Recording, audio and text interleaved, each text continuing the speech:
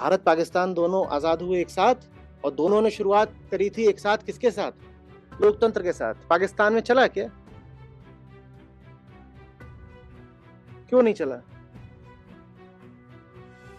क्योंकि लोग ऐसे नहीं थे जो समझ पाए कि अपने विवेक से ही जीवन को आगे बढ़ाना। लोकतंत्र का मतलब होता है, सबसे बड़ी बात है तुम्हारा विवेक, तुम चुनोगे अपने विवेक से।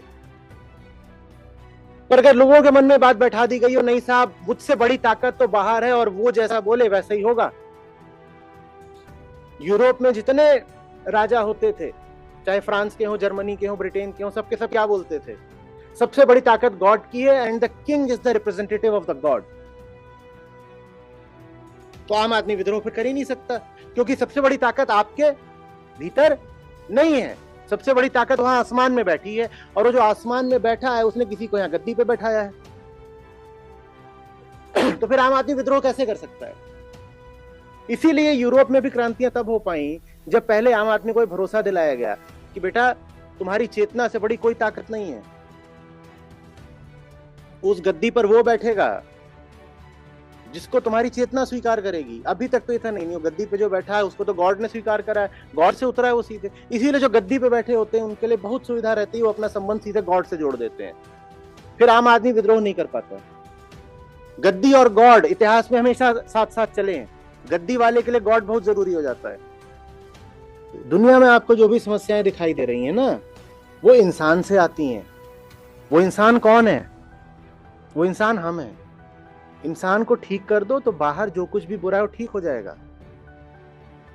क्लाइमेट चेंज बुरा है, कहां से उतरा है? स्वर्ग से उतरा है क्लाइमेट चेंज? किसी देवता का प्रकोप है क्लाइमेट चेंज, या इंसान की मूर्खता है क्लाइमेट चेंज?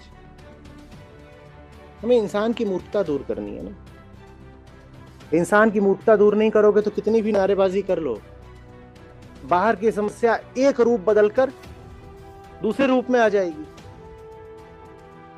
बल्कि आप भीतर की समस्या सुलझाओ तो कुछ सूरमा आकर आपत्ति करते हो, कहते हैं अरे क्या बस बात ही करते रहोगे, चलो कुछ करके दिखाओ। क्या करके दिखाओ? उनको लगता है कि समस्या बाहर है, तो चलो बाहर चलो, बाहर समाधान करेंगे। रैली निकालो, मार्च करो, तोड़फोड़ करो, आंदोलन करो, क्योंकि समस्या तो उनके देखे कहां है? बाहर है।